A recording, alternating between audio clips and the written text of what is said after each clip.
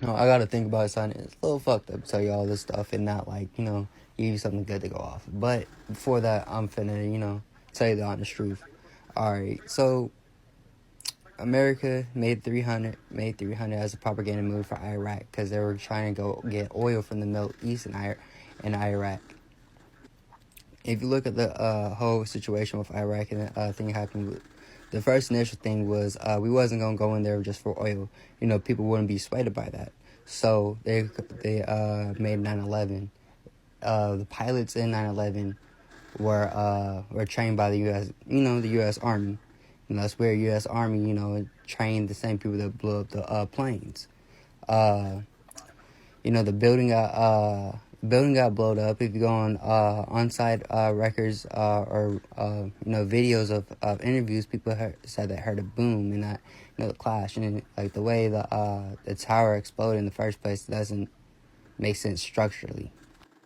But besides that, they did the same thing. The government just did the same thing what they did with the war on drugs. We spent millions and billions of dollars in the war on drugs just for Reagan's administration. But hey, later on, we did move cocaine and crack. We did that to support Cuba, and get communists out of there, starting the whole issue of crack that we're dealing with now.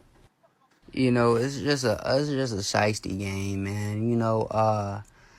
Like when Osama bin Laden died, it turned out he had like $1 million home, just no one knew about. But he was supposed to die in the cave.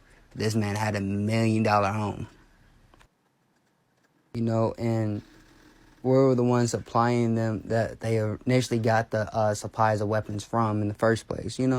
Stuff that just don't make sense. So we're fighting somebody that we supplied ourselves, and we're not going in there in oil. But soldiers were coming back and pointing that they see oil oil fields and shit like that.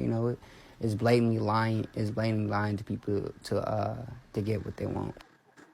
But it's the same narrative that Martin Luther had to deal with in